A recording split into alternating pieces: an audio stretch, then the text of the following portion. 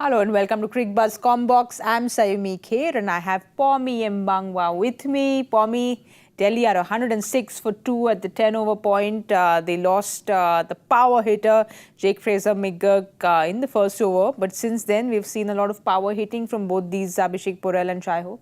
Yeah, Shai Hope, I suppose, recognizing that they've got to use that power play and playing on a pitch like that. And it being their home, they know it's been high scoring all the way through the season. So you can't afford to sort of feel your way and then try and make it up at the end. You'd rather go the other way, which is take the aggressive option, particularly after Fraser-McGurk's out, who would be the one who would be the aggressor up at the top. So, yeah, I think they've gone about it the right way. Try and impose yourself on a pitch that's pretty good again, actually. So it's a tough one for the bowlers. We'll have a look at Delhi's batting. Abhisek Porel's looked very impressive. His second half century in the IPL, 54 of 27. But just such clean shots. That one which went like a whistle through the covers was my favourite, but just looked so good today. Yeah, young talent. And a talent who everybody, each time they've seen little glimpses, have said there's something there. And they'll be hoping that today, 21 balls I think it took to get to a half century.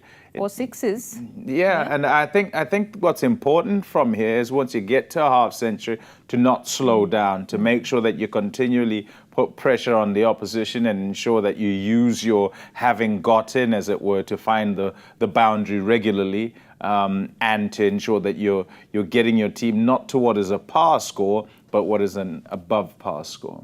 Well, Pommie, only 3 boundary-less overs in the power play. Boundary-less overs in the power play. We'll have a look at their bowling, but they went all across the park today, didn't they?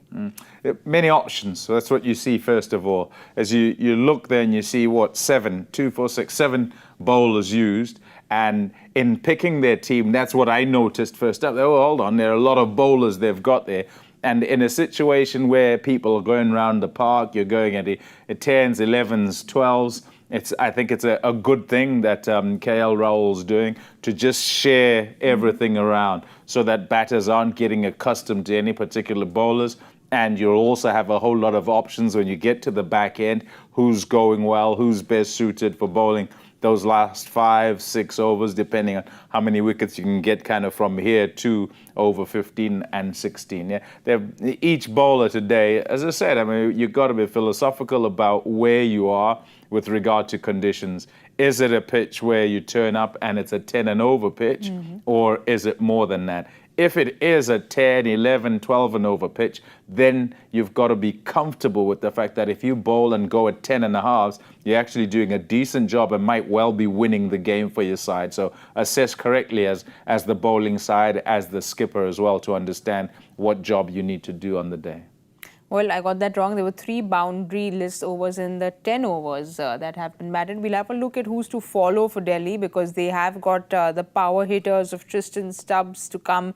Akshar Patel, who's been in great form. Gulbadin hits it as well. And Kuldeep, of course, has gotten some runs this season as well. Yeah, Rafiq Salam did a good job. I'm trying to think which game it was where he came in, was brought in as the sub, and he played a couple of sweeps and managed to get the ball away. And then also, I think it took a catch or 2 and bowled quite well as well. So, yeah, he's an all-rounder who can do decent things.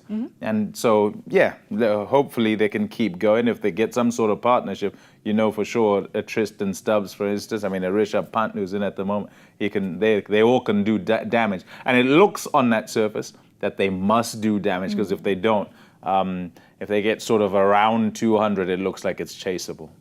Well, they're 111 for 2 after the 11th over, completely on track for what Pommie has said, 241, that's what you said? 242, I think I said, 242 is what he said.